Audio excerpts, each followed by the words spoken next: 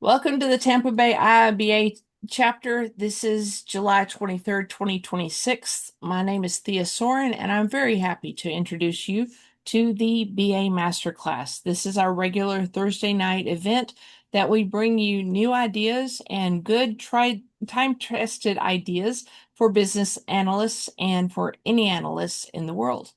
Tonight, we have the pleasure of having Shane McDougal come join us for Frugal Founders, Launch and Validate Without Going Broke. I'm really excited to hear about what he has because he's going to talk to us about ideas that get built before they're tested. He's going to talk to us about validating ideas early using simple practical techniques that reduce risk and wasted effort. I'm really looking forward to this because it's going to be very interactive. So at that point, I encourage you to come off mute, come on camera, and let Shane see that you're here. As I said, my name is Thea Soren. I'm the president of the Tampa Bay IIBA chapter. I've been a business analyst for nearly 30 years. I've been in a bunch of industries. I've helped write some books. I'm here to help you, though. The best way to reach me is through LinkedIn. And if you reach out to me, I will respond. For those of you who are new to the IIBA, I want to let you know what it is. The IIBA is an International Institute of Business Analysis. It's called the IIBA, and it's the global standard-setting body for business analysts, supporting a community of over 30,000 professionals across 120 chapters worldwide. The certifications many of you may already recognize or are working toward are grounded in the Babcock Guide, an internationally adopted framework that defines best practices for our work. There are additional 4 certifications for specialty areas. And what would be the benefits of you joining the IIBA? You get access to training provided by chapters around the world. That's 120 chapters of thought leaders. You get Yeah, complimentary sorry access. to interrupt. We can't see your Yes. screen. Well, let me share my screen again. Hold on one second. Thank You you. get let me share. Now can you see it? Yes, thank you. Perfect. Thank you so much. I appreciate you interrupting. Okay,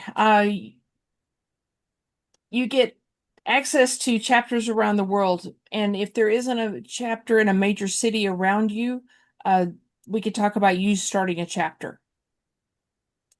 So you're welcome to the Tampa Bay chapter. If you don't have a chapter near you and you don't want to start your own chapter, because we have participants from literally all around the globe in our chapter. And the reason for that is many.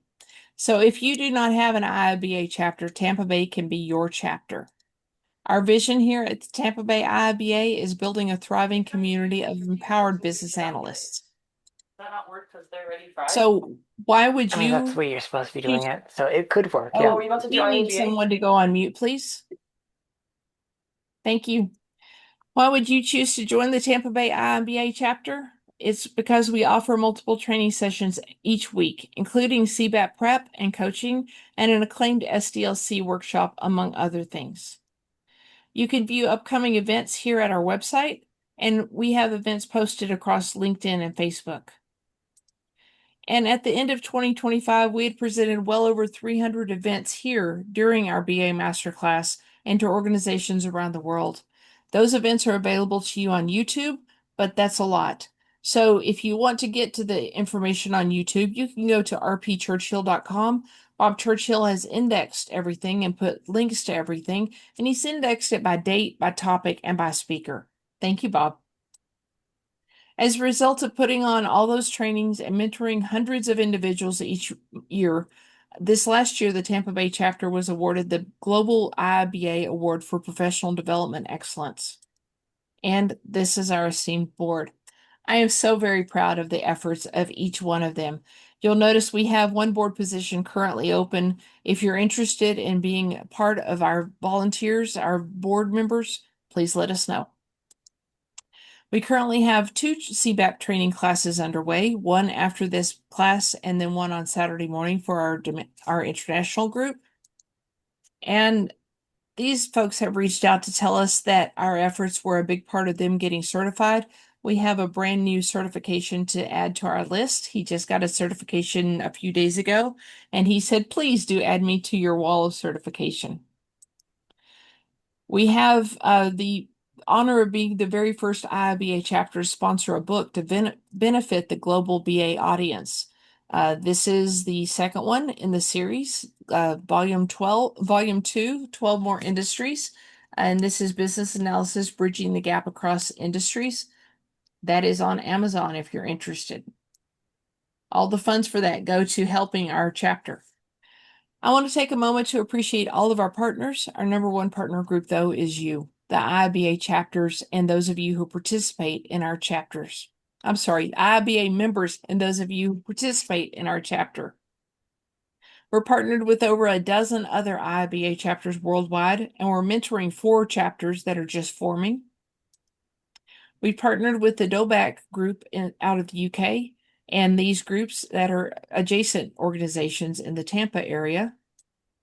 And we've successfully partnered with several recruiting services and training companies. Our goal, as always, is to elevate our BA community. We are very proud of our partnership with Purdue University's Virtual AI Master's Program. We've linked individuals with over 5 years of work experience with Purdue students as mentors and real life experience, and we've also provided about a dozen speakers for them. Benefits of all these partnerships come to you. They include discounts and special events to our participants. Watermark Learning offers you a 40% discount using this code. This means you can get unlimited access to over 1,200 CBAP practice test questions with a 40% discount. They've recently updated this UI, so it looks a little bit different, but it still is something that many of my students have told me has been very beneficial for them. Adaptive US, who specializes only in business analysis, has over 90 free items on their website, and they offer our participants a 20% discount on all live classes and on-demand courses, excluding the IIBA exam vouchers. This last Saturday, Cliff led a group of people at Durand Park to clean up the park. This is our quarterly cleanup.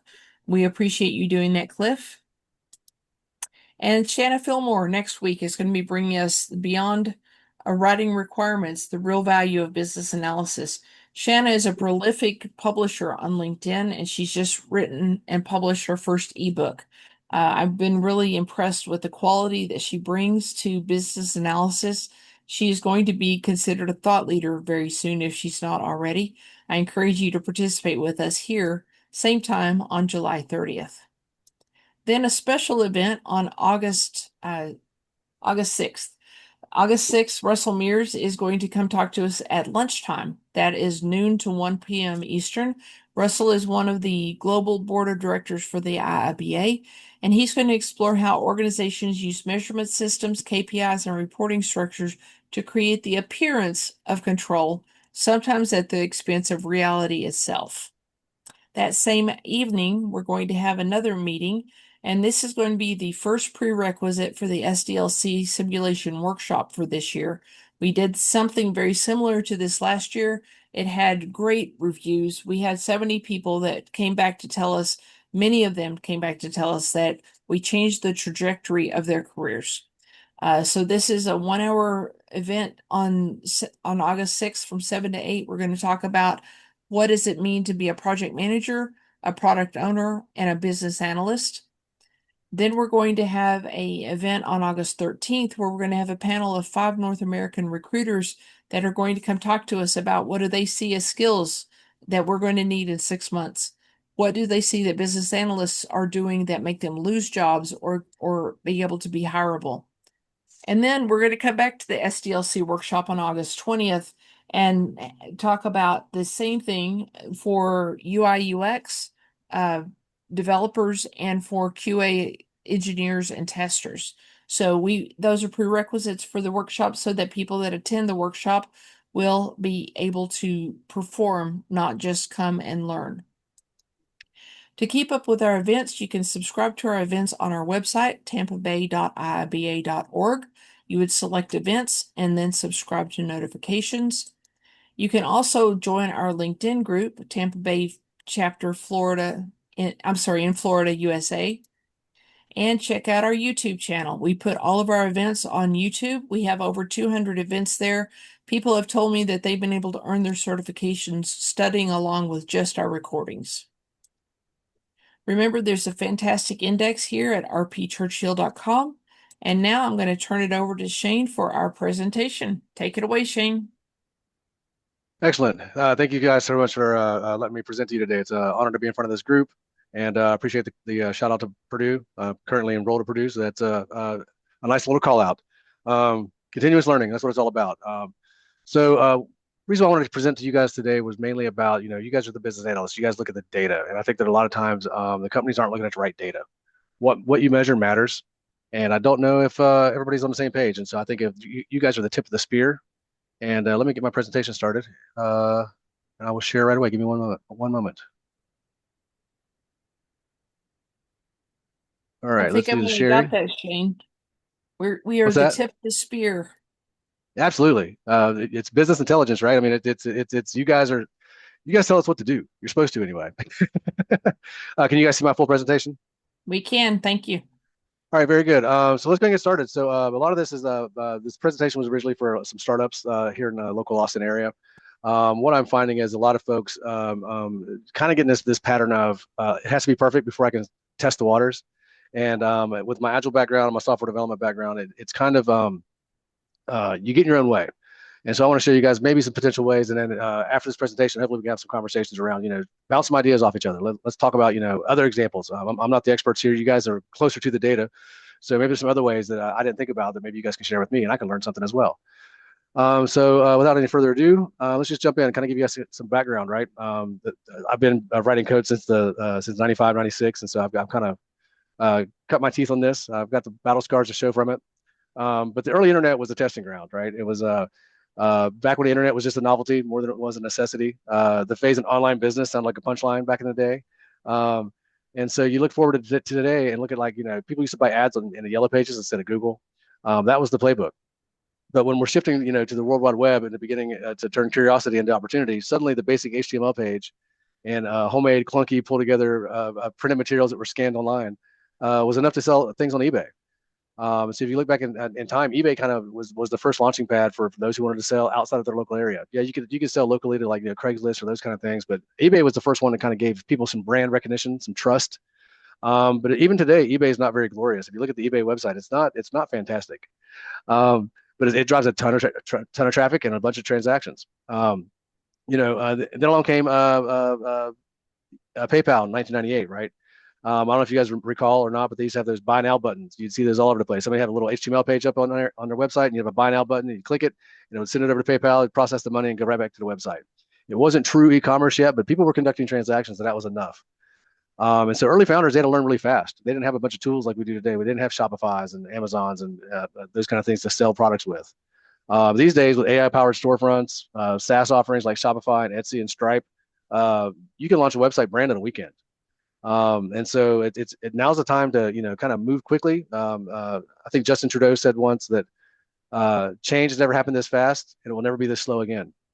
So we're going to keep learning, and AI is going to push us a lot faster into learning cycles, and that's what this is about.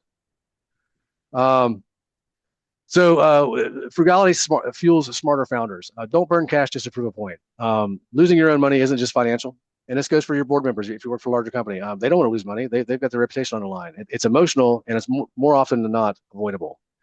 Early validation is about fast learning cycles, right? You want to get something out there and get some feedback on it. Is this going to work or not? Bootstrapping makes you focus on clarity. What do you really need to go do? Like, what's the thing you're trying to prove out? Yes, I mean, let's say you're building an online store. Yes, you want to sell products, but you need to get people to come to your store first. You need to get the traffic that's there. Frugality doesn't mean timid. It doesn't mean cheap. It just means you're very intentional about what you do. I've included some references here that you guys can check out later. The big thing is you want to validate before you build. Test the waters before you jump in. I've got some buddies that have spent $50,000, $100,000 just trying to launch a website, and they didn't think about trying to drive traffic to that website. They didn't think about their Google ads. They didn't think about their ad spend. They didn't think about backlinks and all those kind of things. They just built the entire website from order to fulfillment, and they'd never taken an order. You can validate with landing pages. You can validate with surveys. You can do Facebook posts. You can do simple mock-ups or conversations with your friends. You don't have to go hog wild to find out if your idea is going to be good or not. The real question we should be asking is, what would somebody pay for today? It's not, do they like the idea? It's like, you bounce things off your friends or your family. Of course, you're gonna like your idea for the most part, right? The question is, are they going to spend money on your idea? A couple of examples of in the past where small ideas had great big turnouts. If you guys remember Zappos back in the beginning, Zappos just had an online storefront. They didn't make shoes. They didn't have any inventory. They had an office building on Rodeo Drive. And they would literally walk downstairs and take pictures of other shoes at all these fancy stores on Rodeo Drive and upload those photos to their website. They didn't have an inventory. They didn't have a backend system. When somebody bought something, they would literally go downstairs and buy that pair of shoes and ship it. So, and then later on, Zappos, I think Zappos sold for $1 billion to Amazon. And so, you don't have to, what they proved was they could sell shoes. That was their mission. They didn't have to make shoes. They didn't have to have shoes. They wanted to prove they could sell shoes. And so get real crystal clear about what it is you're trying to do. Today, simple tools with big insights. AI tools like ChatGPT, Copilot, you pick your AI flavor of choice. You could ask them to do a quick SWOT analysis, a strengths, weaknesses, opportunity, and a test or trials on your own business idea. Like, is there anybody else is there anybody in that space that's already doing that? And are they successful? What can I learn from them? You can test product ideas using free or low-cost tools like HubSpot. HubSpot's free for up to like 5 users. Typeform, Gumroad, Notion, all these things are free for individuals to go out there and survey some customers, start building a customer base, start building some email contacts. You can run a small paid ad just to gauge your messaging and your branding. You can just drive that web page to a Google form or that ad. It doesn't have to be a full-blown website. You can start running ads and see if people actually click your ads. Wouldn't that be nice to know before you launched your idea? The way Google and the way the internet is today, there's so much data. People say that data is the new oil. And so like data is everywhere. And so if you can harness the power of data and you can harness the power of the technologies that surround us today, you can learn and build just about anything. And then the real point here is talk to 5 real customers, somebody who's actually going to buy your products. Like most people, if you're thinking about going online or starting a business, you've already sold a couple of your things, whether it's consulting services or widgets or handmade resources, whatever. You've probably already sold something. Go talk to those customers and ask them what would they like to see in an online experience. How can you help them order more? Again, I've got some more references here. A lot of this stuff is not my concepts. This is just me kind of gathering concepts from other people and trying to make it simple. Speaking of simple, you guys have probably heard about SMART goals. If you haven't, it's an acronym for specific, measurable, achievable, relevant, and time-bound. I think a lot of people forget about the relevant part. A lot of times you're testing all the busyness. We're not here to be busy. I know business sounds like it's busyness. We're not here to be busy. We're here to either sell a product or get our word out or expand our brand. And so keep that in mind when you're trying to run these little experiments. You want to validate through data. One goal you could do is send out 50 signups from a landing page in 2 weeks. And so what you could do is go out there and say, okay, I have a goal. I want to send 50. I want to get 50 people to sign up on my little Google form or on my Etsy website or whatever. I want 50 people to sign up. How do I do that? So start thinking about that. Do you want to run some ads? Do you want to do some Facebook ads? Do you want to do TikTok? Do you want to do Google ads, Microsoft ads? You've got all kinds of opportunities to go spend less than $50 and find out if people even click the link. You'll also get some data from running those ads about who your competition is, who outclicked you, who was shown in the ad above yours that people clicked on before they clicked you. So you can learn a lot about what your e-commerce or your conversion ability is going to be before you even build a website. And then treat each goal as a hypothesis. I kind of take the scientific method and break it down into 4 steps instead of 7. If you guys recall back in grade school, there was the problem, hypothesis, experiment, and results. So you have a problem. What's the problem? I'm not getting any customers. Okay. What's my hypothesis? If I could drive 50 signups, that would prove that there's an interest in my product. The experiment is, can I get 50 signups? And then at the end of that, see if you got 50 signups. Look at the results. Did you get 50 signups? No. Okay, great. Not all experiments succeed, but you learn something. And so keep trying over and over again. And then what will happen is, in a lot of cases, is you'll get your first order and have no way to take it. Wouldn't that be a good problem? You can still go old school. You could call them. You could email them. You could send them a PayPal link. There's all kinds of things you could do to convert that user, and then boom, you've got a client base. You could ask, hey, how could I have made this easier for you? I know this was a little clunky. We're a brand new startup. How could I have helped you convert faster? How could I have made your experience any better? Again, talk about the scientific method. Build, measure, and learn, not spend, hope, and pray. Like a lot of people do that. They spend, they cross their fingers, like, oh, I hope this works, and then it broke, and then they don't have any money, and they've lost the motivation to pursue their dream. They think their business idea failed, and it wasn't a failure of idea; it was a failure of execution. The real thing is will people pay me? Do they trust me? Is this the right channel for me to sell my stuff in? Some people have an entire storefront where they don't do anything but have a Facebook store. They're paying like $25 a month through Facebook, and they're doing thousands of transactions a month. And they haven't outgrown that model. Why go spend thousands of dollars on a website design if you can just use Facebook? Grow when you need to. Low cost tests they're worth exploring. You can find out your pricing, your positioning, and the pain points that are currently in your niche. Document what you learn. That's the other big thing. A lot of people don't realize that like every opportunity you have to learn something is something that you probably won't do again. If you run an experiment and it fails, great. I know I'm not doing that again. And then pivot early. Don't be afraid to pivot. Maybe your idea, your original idea wasn't the right idea. You can still solve a problem in a space, but maybe you need to go more brick and mortar instead of online. Maybe you need to go to trade shows and operate a booth. Maybe e-commerce isn't your spot. There are other ways to go try your business model out. Your idea is good, but you can approach that business many different ways. A quote from the LinkedIn founder back in, I think it was like 2010, 2013. Reid Hoffman, the founder of LinkedIn, once said, if you're not embarrassed by your first version of your product, you launched too late. It shouldn't be perfect. You should be a little bit scrappy. I don't know if you guys remember LinkedIn in the beginning. It was not great. But look at it today. Once they started getting traction, they got customers, they got feedback from both the corporations that are partners and the potential hirers, the potential employees. They got feedback, and they built and iterated on that feedback and spent money where it made sense. Focus on what matters. And again, like I said, none of this is my ideas. This is just a collection of just trials and experiences that I've seen. I've worked for several startups. I had 2 that went public that I worked at. That was a fun ride, and I saw how scrappy you can be. I worked at companies that were 5, 10 employees and turned out to be going public, 500 employees. So kind of in summary, keep it simple. Don't burn cash just to prove a point. A lot of folks go out there and get a business loan or an SBA loan, and they've got $50,000 to go spend, and they spend on the wrong thing. Or they're trying to prove that their idea is good without proving that the business idea is good. Your idea can be great and have a bad business model, or you can have a great business model and a bad product. It's a combination of both those things. You want to have some synergy there. Test the waters before you jump in. You've got plenty of ways to kind of test your idea. Like I said, start small. If you're running a business today, what can you do in the next 2 weeks that will cost you $50 or less to go do?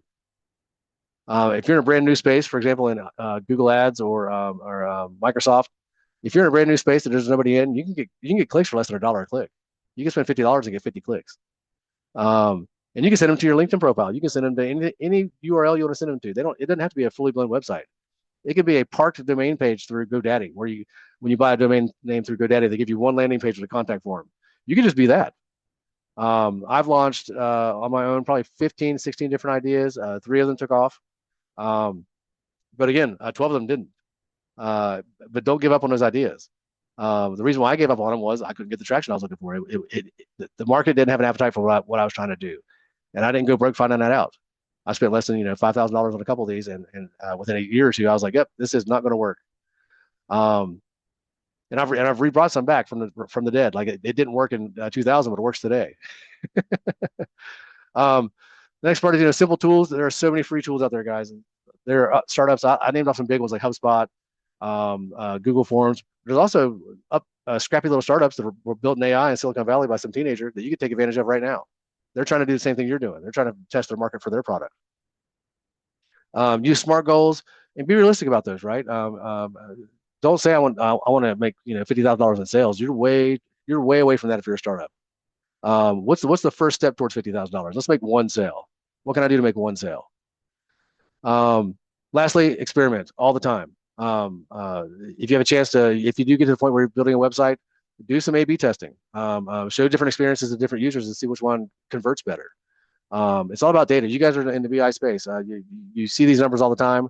And businesses rely on you to steer the ship, so to speak, make sure we're on the right track. I think that's it. I left up here kind of talking about what we had here earlier. This is kind of the Q&A portion. Whether you're working for a company or you have your own startup idea, share one way this week that you can prove out a test for less than $50. Build in some accountability. Who's going to run this test by next Friday? Is it me? Is it somebody on my team? Who's going to go do this thing? And then lastly, volunteer to lead a brainstorming session, just like this one. So I kind of went through those pretty quick. I wanted to make sure we had time to kind of bounce things off each other and field some questions for you guys. At the end here, I've got some contact information if you guys want to follow up. But yeah, that's my presentation. I'd like to open the floor up for comments, questions, ideas. Have you tried any incubators ever before? Yeah, we have one here in Austin. We have a great big one here. Same kind of thing, but incubators they are it's a good way to start your business. But most incubators want a piece of your business. Sure. In order for them to give you all the free utilities, like, hey, come to an office and use our internet and use our connections and whatnot, our data center, they're gonna want a piece of your business. And so 10% of nothing's nothing, so that's fine. But as you really start ramping up, they can be kind of costly. A great question. Can you explain what an incubator is for those people that don't know? Yeah, absolutely. There are businesses, for lack of a better word, idea factories, where they want to help people build a business, and in exchange for that, they get a little bit of a rev share. But if you've got a really good business idea, especially like in the tech space, there are incubators. Most of the time, they're usually in great big college towns. What I've noticed is there's a trend where if you're in a college town like Austin, Texas, or Philadelphia, or wherever, Tampa, if you guys have a big college there, incubators are usually next to colleges because some kids coming out of their business school or their IT school has a really good idea, and they're interested. It's an application process. It's similar to like applying for an SBA loan. You still have to have a good business model. You have to have a business plan. Mm-hmm. You got to prove you put some skin in the game. Go get an LLC. Get a domain name. Do some of the early PII or not PII, the early IP stuff, the intellectual property stuff. Get your domain locked down. So especially if you're trying to build a brand. But yeah, they're a good place to kind of go and learn and have advisors lead the way for you.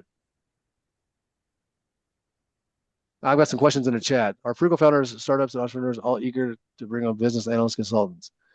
I think that the industry right now is, especially in the tech industry, just transparently, I think AI has kind of flipped everything on its head. Who knows? I think that, the way I look at AI and the way we do business on the tech side is that if we leverage AI to do the grunt work that we don't have to go do anymore, and we are commanding an army of little bots, I think that's where our roles are going to change, but I don't think they're going to go away. I don't think AI can replace us, but they can replace some of that grunt work we've been doing. I don't know if you've tried some of these LLMs and some of these other tools for scientific learning. But if you do machine learning with some of the BI business intelligence you guys are doing, you can dump like a terabyte of data at it and like come back in the morning and goes, hey, here's what your business model should be. Based on all the data we have, this is where you're at. And so you just delegated some work off while you're sleeping. So yeah, it's a great question. I think that the same is true. The reason why I brought up the 90s was, 1995. That was 31 years ago. And so if you think about how far we've come in just that amount of time, it's always been experiments. The Ford Corporation, Ford Motor Company, they didn't know people were going to buy cars. I've heard this expression that Henry Ford once said that if I'd asked my customers what they wanted, they would have said build a faster horse. So sometimes you might be too early to the market. You might be right product, wrong time. And so data, again, we have so much data around us that you can validate your ideas really quickly. And that's the key. It's about those feedback loops. Get out there and see if you can get some traction. Find out where to go spend money before you go spend money. There's another question in here. Relevant is the hardest to identify versus the rest of the SMART goals. I agree, Michael. That's kind of why I pointed that one out. Especially in larger corporations, they've been doing it the same way for so long. Sometimes when I'm consulting with the executive teams, it's you kind of say, hey, what got you here isn't going to get you there. And so there's a mindset shift of things are changing really quick. And what made you successful 10 years ago, it may not be relevant anymore. Let's find out what needle are you trying to move? Because a lot of times, especially startups that have 50, 60 people, they've got a CEO or a CTO that's kind of driving what the product should be, and they've got a vision in their head on what it should be. But if you don't listen to the customers, if you're not getting that feedback loop, you could build the wrong thing. And so encourage your people to be smart about what they want to do. Don't ask them what features they want. Ask them, what needle are you trying to move? Do you want conversions for customers? Do you want customer signups? Do you want monthly active users? What goal do we need to go chase from a business intelligence, data intelligence point of view? Exactly. Somebody put fail fast in there. Bill Powers. Yeah, exactly. You guys remember Blackberries? Yes. So you look at the BlackBerry. That was game changing. You look at it now, it's like, wait a minute, it had a manual keyboard on it, really? Any advice for when to identify if something is working or picking those breakpoints for planning? Another good question. I think it depends on your culture and your business ideas. It's you guys have the data at your fingertips. Get to know your business. It's easy to know the data. It's hard to know your business, and so sometimes you want to reach out and go above your pay grade a little bit. Go up to some of those sales folks or directors of sales and be like, hey, what are you trying to what is your goal for this quarter? What are you trying to do? And then maybe take some of the feedback you get from that the salesperson or the marketing person, and ask them what's important. Focus on what's important first. We got another one in here. You rattled off a lot of awesome ideas during the presentation. Thank you for those. Some will be hit or miss, depending on the use case. Some sound like busyness. Yeah, I totally agree. Not business. I'm glad you picked up on that. We're not here to be busy. Anybody can be busy. I'll let AI go be busy. I've got real stuff to go do. And thanks for the banter, folks. I don't know what the mixture of your occupations as far as like, are you big company, small company? Different things for different folks. But again, it's always better to make decisions based on real data, real feedback. Like when you're making your dinner, do you taste it before you serve it? That's feedback.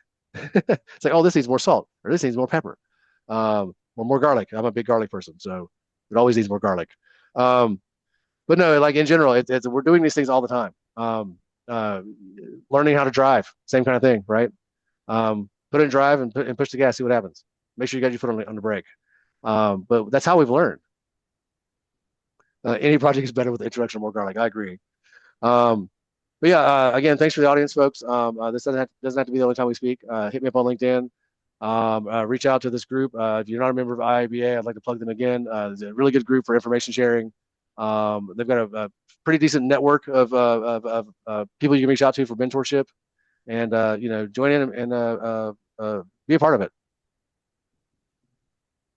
Any questions from our hosts? Well, we have almost 30 minutes left, so let's get some questions in here. Shane, one of the questions that I have is this. Whenever you have a product that you want to sell, determining if you can sell it is one thing, but determining what your competition is totally different. But I think you need to have a third aspect to that is, what is your marketing technique going to be versus everyone else's? There's a very Absolutely. popular lip gloss that is being used by a lot of people, and a million people sell lip gloss, but she's successful because of the way she's marketing. So it's not the Right. product, it's how it's presented to the right demographic. How do you Exactly. consider that whenever you're thinking about starting a business or pushing a product? I would for starters, I'd be like, I'm not the first person to sell lip gloss. Let me go look at who's doing it best, and go look at what they're doing. Find out where they're advertising. You can find out a lot of times where they're advertising just by going and searching for that particular brand of lip gloss, and see if they show up on Google and where they're at. Then you go into your own Google account and go, all right, so I typed in this keyword. Let me go see what my cost would be for a keyword and how competitive is that space. And you can kind of find out by proxy what she's paying for those ads, because it's going to give you that analysis of where you need to be at the top of the list. And so you can kind of eyeball out where that person, he or she, find out where they're at. And so again, that's just some I wouldn't say it's sneaky, but it's sleuthy. You're a private investigator. You're trying to find these things out for your own business. And a lot of times, don't reinvent the wheel. There's a reason why there's not five tires on a car, because 4 tires work. That's a good It's way to do it. yeah. I mean, imitation is the greatest thing of flattery, right? So go learn from the best. You see this a lot of times on like I don't know if you guys watch Shark Tank, but Shark Tank has these episodes where like you've got these entrepreneurs who are ready to invest in your business, and one of the things they'll ask you is, "What's stopping me from going out and doing what you're doing?" I could just take your Right, idea and run with it. You have no right, intellectual property, you have no patents, you have nothing trademarkable. What makes you different? And a lot of times, to your point, it could just be your sales avenue. So again, before you go dump a bunch of money on one channel, spend a little bit of money across multiple channels and see where you get right. traction. Cast a wider net until you get more deep before you go deeper.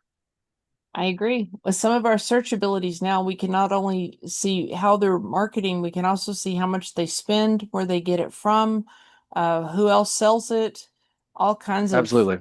of pieces of information that they would prefer we didn't have. But you Right. don't have it unless you go look for it. Right. And AI can help you. You can, I AI mean, a lot can of these help. times you can just be like, hey, where do I find this out? There are websites like Zoom Info, where you can go and they've collected, they've scraped all the internet and got all this information about businesses. Go in and look at your competition. Create a free Zoom Info account, or I think it's free, or at least sign up for a trial. You can also use a temporary email box and sign up for a trial and do that 12 times. There's your annual subscription. Um, so be frugal. But yeah, there are plenty of tools out there. Dun and Bradstreet's another one, depending on how big your competition is. There's a lot of these aggregators who have a bunch of data that for a very, very nominal fee, you can go out and gain some business intelligence. Um, uh, in addition to looking at the folks who are successful, look at the ones that failed. Don't always look at the successful ones. They might have just been in the right time of the market. There's as seen on TV kind of people that where they're a big deal for like 6 months and they're like a firework, they go and then they're gone. Um, that's not a bad business model either. I mean, there's nothing wrong with being a firework. But if you want some longevity, it's that business intelligence. It's that where are my customers coming from? What channels are they coming from? What social communities are they members of? A lot of these folks are in different groups. We're in a very virtual world these days, and so there are plenty of other places online where you can go find out where do these people aggregate. For example, if I want to talk to BI people, I'd be over here with the IIBA talking to more people like you. And so, find out the associations that are doing these things. There might be a national association of whatever your product is. Go join that association. Besides that, if you go in and get a free membership, a lot of these places are free, then you get backlinks to your website or whatever you're driving traffic to, which helps increase your score in the search engines. So the more people to link to you, drives up your linkage. And that That's can still just be true. a parked page. It could be a parked page. It could be just a one page on GoDaddy with a landing page. It says contact us on it. But You you said have Google park, Analytics set up. Yeah, it's parked, Parked. Anytime you buy oh, a domain name park. for people, yeah, whenever you buy a domain name from like the big guys, GoDaddy just comes to mind because they're cheap. I have over 120 domain names, by the way. I have all kinds of domains because I have these ideas that I want to go test, and first thing I have to go do is get the domain. Um, so again, you get that little website set up. You set up some free Google Analytics. You drop analytics on that website. You can find out what search engine that drove them there. You can find out what link they came from, and you're like, hey, I'm getting traction from this one association. I wonder if I can pay them for an ad. It would probably be a lot cheaper, and I get a very targeted group of people that I want to go advertise to. Your conversion rate's gonna be a That's lot a cool higher. way to do it. Right. You mentioned Dun and Bradstreet earlier. Some of our audience might not know what that is. Would you give them an explanation, please? Yeah. So Dun and Bradstreet, they used to be where you go to. How I know it is because when companies go public and they're on their route to go public, these guys would go grab all their Series A, Series B, Series C funding, and you can find out what level of funding they were at. You can find out who their ownership is. You can find out what their backgrounds are. And you can even do some interesting backdoor things on that as well. Like, so let's say you go and you look up the CEO of a competitor of yours, and he happened to went to the same college you did. Well, now you guys are alums. You have something to talk about. Reach out. Say, hey, I'm thinking about getting in the same space. You got any advice? Right? People who are successful aren't afraid to share ideas because they're not threatened by you. They might want to be, but they're not. And so reach out. I mean, Nike wasn't worried about Zappos until they were. um, Yes. and then Nike cut a deal with them. You could buy Nike on Zappos before they got bought. So again, it's that validation point. But Dun and Bradstreet, for the most part, it's a business intelligence aggregator. Anybody who's filed a business and has a taxable ID, I think that's where they get it from. They go scour legit businesses who have tax IDs. I think that's how they got started. That's interesting. So let's Um, talk about yeah, go what ahead. steps I'm sorry, go ahead. No, go ahead. Let's talk about what steps that you take whenever you've never done anything like this before. Is your first step create an LLC so that you can start having credibility? It depends. LLCs will help you get through some doors that a DBA won't. For example, you can set up a checking account with your local bank with a DBA, but at the end of the day, you're financially responsible for it. If you sell a product and that customer sues you, they're coming after your personal assets. Mm-hmm. And so it really depends on how close to your first sale you are. If it were me, I would just get a domain name for $10, whatever. Go get a DBA for my local district court, city or council or wherever you need to go to get that. Once you have that DBA, you can go create a checking account and you can get a taxable ID, a sales tax ID in your state, and a federal tax ID. That's half the work you need to go do. And when you start making some sales, convert that thing to an LLC to protect your personal assets. You don't want them to come after you. Also, you want to pay yourself. So that's the other thing, right? As you start getting bigger, you could draw a paycheck from your LLC or profit sharing or whatever. Um, uh, a lot of people think they have to go do a bunch of sweat equity.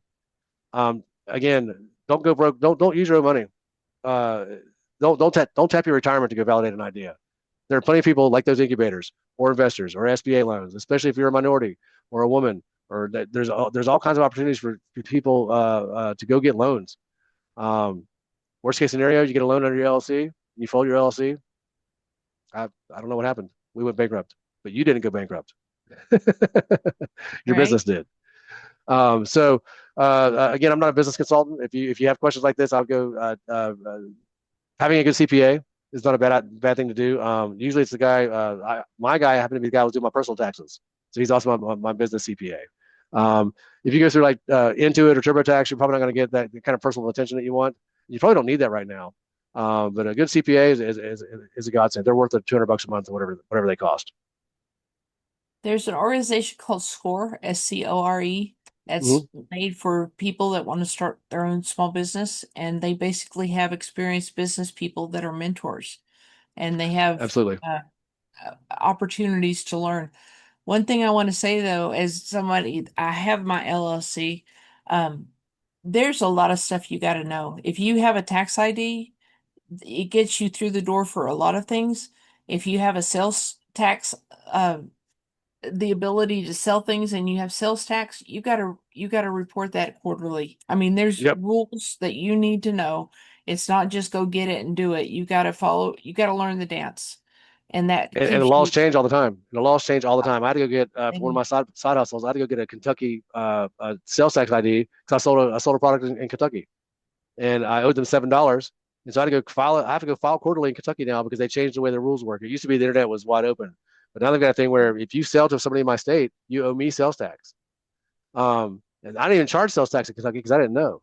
But I was like, I was curious about how that worked. How did I find out? I found out because QuickBooks told me. QuickBooks will tell you if you have a QuickBooks account. I think the cheapest one I got is like $40. That'll help a lot because they'll tell you things like that. Kentucky changed their laws. You get an email that says, "Hey, this is what changed in your state." Some states have tax-free weekends, and so again, it's if you are comfortable running a business, get a mentor. Um, it's highly worth it because also one of the startups I worked for. Here's a little plug for them. Zen Business is a bunch of former HomeAway people that started up a start your own business online thing, and you can get an LLC through them. You can find consultants. You can hire. They've got a whole network of people that can advise you. That's just one of the, and I know them personally. That's why I plug them. But yeah, there are plenty, guys. There's so much help out there. For example, at my school, I'm the president of the entrepreneurship club, and so that's what inspired this presentation. And so every college, not every college, but most colleges have a entrepreneurship club or a small business club or one of those kind of things. And they've got networks of people who are alumni. Who, if there's an alumni that's in your space, reach out to them. What's the worst they're going to say? No. But reach out and say, hey, listen, I like to pick your brain on how to run a business. I'm getting ready to start my own thing. You don't have to tell them what it is. And say, hey, listen, what lessons learned did you have? Do you have 30 minutes to spare with me? Most people like to talk about themselves. So reach out. Most people like that. That's their favorite story. Is the story of themselves. I want to caution people, don't tell everyone all your ideas because people will take your ideas. So Absolutely. before you give them your best idea, be sure that they sign the non-disclosure agreement or whatever you have to do to protect your ideas because ideas are more valuable than anything else except health. And there are great big companies learning that right now. Look at the AI companies that are getting in trouble for scraping websites. Like Mm-hmm. there's a they're doing that all the time. Don't Google search it. Don't Google search your idea because Google tracks all those. They I track it had all. they track it all. I Yes. I was googling a business idea and I went to go buy the domain name before I could get there. Google had registered Google had registered your domain name. it. Yeah, within like minutes. And so this is this you got to be fast. You got to be nimble. At the same time, businesses aren't fast, and so creating one. But again, same thing goes right. So treat those the level of business you need to be at. Treat that like an experiment as well. Start off with a cheap DBA, $20, $25, whatever that is. Get your tax ID so you can sell things online and not get in trouble with the government because the government always gets their piece. But be legit. That'll also help, help build your brand of being a trustworthy company. Mm-hmm. What the downside of eBay was they got hit with a bunch of fraud back in the day, and people stopped losing trust. They stopped trusting eBay. And Mm-hmm. if you go these days, they've got sellers from all over the world, and so you could buy something that's really cheap, but it's going to take you 19 weeks to get it because it's in China. Yes. So Yeah. same thing. There's a bunch of brands out there. What's the other one my wife shops at? Oh, I can't think of it. Sheen. Anyway, yeah, Sheen. Yeah, she's like, oh, I love this blouse. This thing was $48 at Kohl's. They got it for $9. I can get two of them. Okay, great. And then, but Sheen's actually getting better. I'm not trying to bag on Sheen. They've actually got distribution warehouses in San Fran, and I think one in Florida, where they're starting to build up on land and keeping warehouses. But they can't store everything. The same thing with Amazon. If you look at like their business model, most of the stuff Amazon sells, they don't make. Right. That next day shipping. It's the other thing about go and experiment with what your channel partners are going to be. Amazon's great, but you know that next day shipping that they offer for everybody. Guess who pays for that? You. You do. Yeah. We've got a couple more questions in the chat if you want to check those. Yeah. Bill says marketing is key. Look at Jeep. Absolutely. Marketing and brand. Those kind of things go hand in hand, right? You can be real quirky. You can be a niche market. There are people out there right now that are selling political T-shirts for one particular candidate, and their business is going to be done in 4 years. They don't care. Like they don't care. For the next 4 years, they're going to make as much money as they can. And then they reach out to those influencers, and that's another market. When you think about marketing, don't think about those influencers that are showing up in your feed. Those guys are getting paid they pay to show up in your feed, and it's a self-eating snake, so to speak. So like the more they spend, the more the ads they get. But if there's a big influencer in your page, give them a kickback on every sale they send you. Cool. Reach out to one of those influencers. Be like, hey, I'll set up a Google tracking campaign, or what's the one that's out there? Avenue, something like that. It's Commission Junction. So you can do a Commission Junction account, and what that does is they handle all the credit card transactions for you, and they play the middleman. Anytime that influencer makes a sale for you, they send a check to them or they send the payment to them automatically. You don't have to deal with it. You're just going to say, I agree to pay this person this much commission on these sales. They get a little tracking cookie that goes into their ad. If that ad goes to your store, you've got the conversion ID, and you can verify it that way. But Commission Junction can handle that entire business relationship for you. And those things are great because if you're not making any sales, you're not paying anything. So go find out what channel works for you. Let's see. You can only get small shops if you can provide the opportunity if you get the appropriate value for your business model. Might be you get paid relative to the revenue, but depending on the industry, some are good referral businesses. Yeah, absolutely. Real estate is an interesting industry. I know agents who don't leave their house. They've got buddies throughout the entire state. They can show up in whatever city they need to, and they've got some kind of a deal with those guys, and they just get 1% of the transaction. Most realtors charge like 4 or 5%, and that guy's relationship is if I send you this referral and it closes, I get 1%, and they just send referrals. Word of mouth is the cheapest marketing.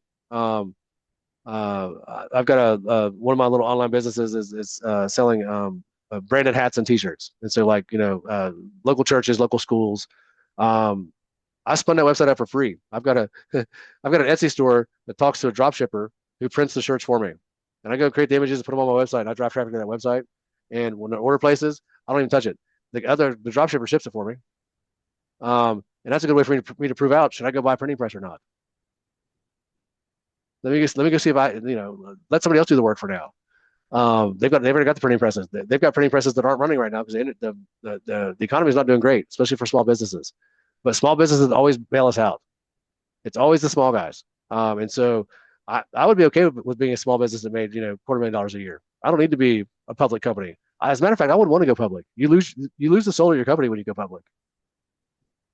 So yeah, great questions. You guys are asking some good questions. Bill, I appreciate all the chiming in. If we're not on LinkedIn, I think I already know. I think we're already connected on LinkedIn. I think I follow you. Nice to meet you face to face.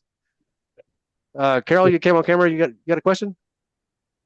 Yeah, I was just curious. I came in a little late, but I was just curious. Have you Okay. done any like consulting work? Like, what's the best way to attract or enroll clients if you're doing consulting and coaching versus like selling a product?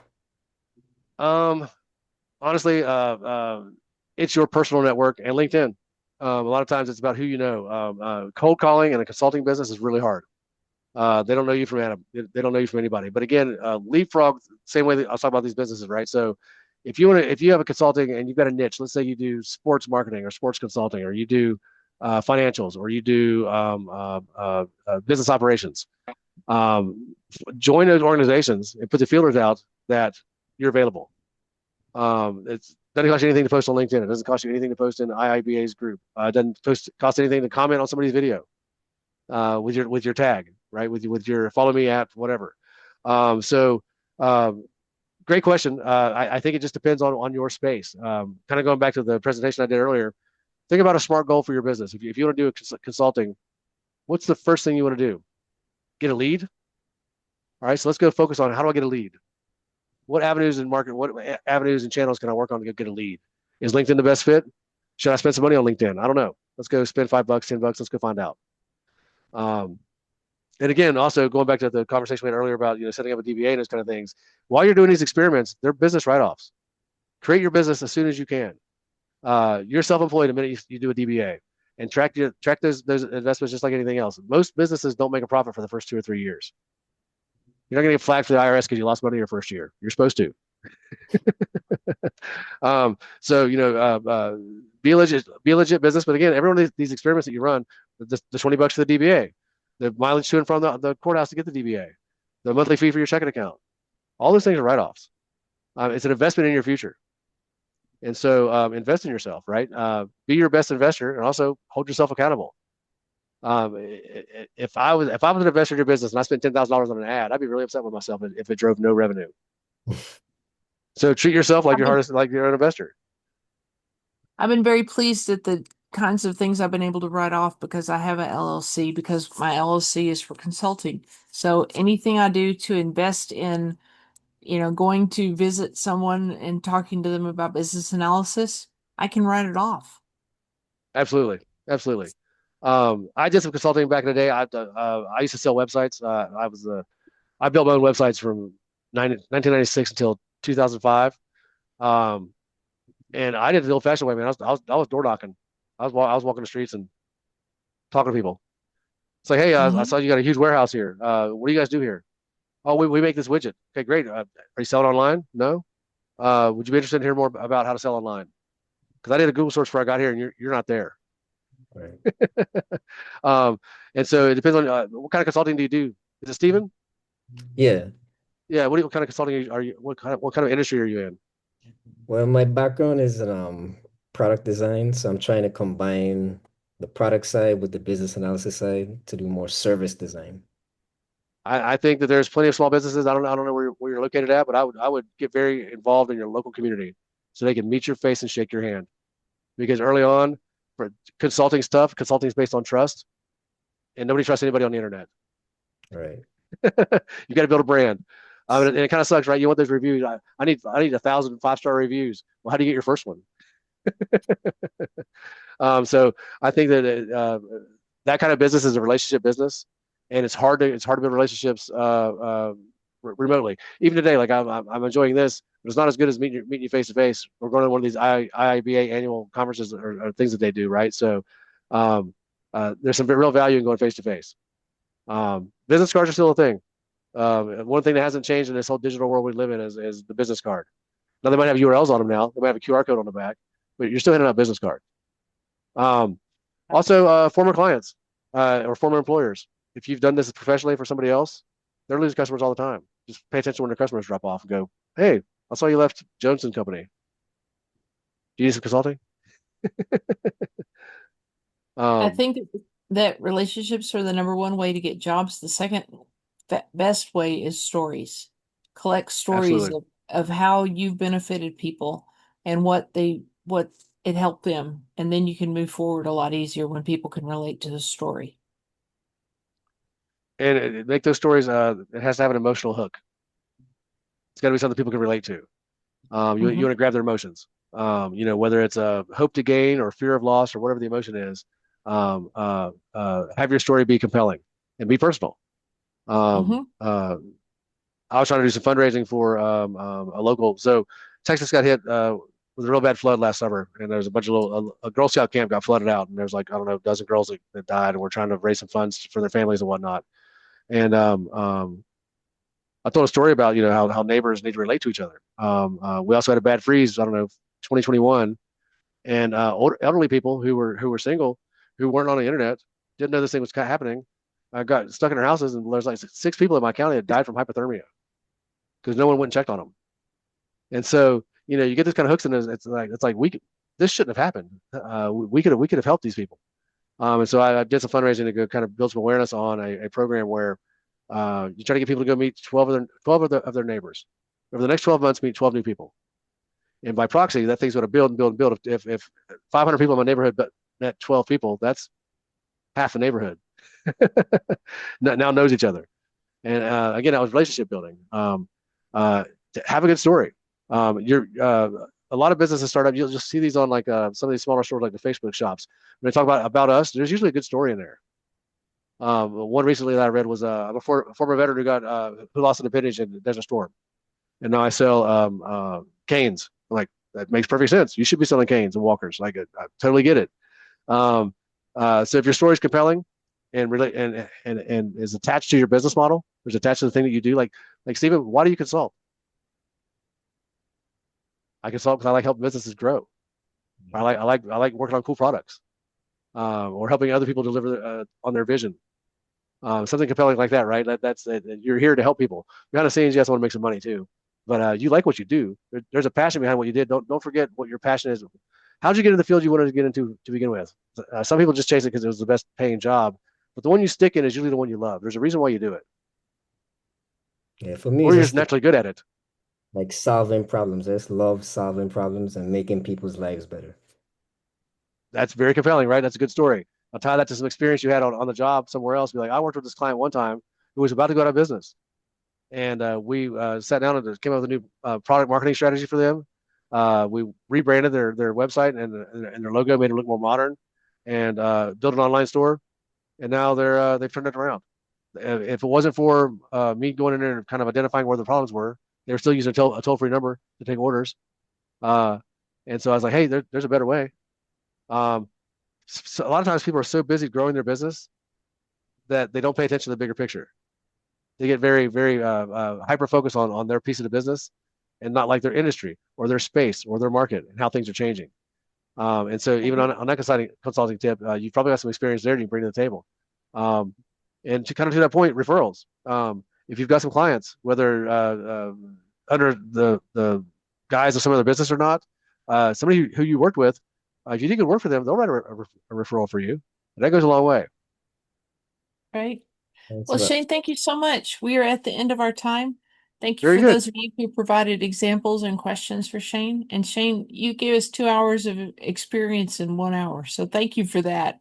Well, I This wanted to inspire you recording, guys. you did. This recording will be on YouTube if anyone needs to view it again later.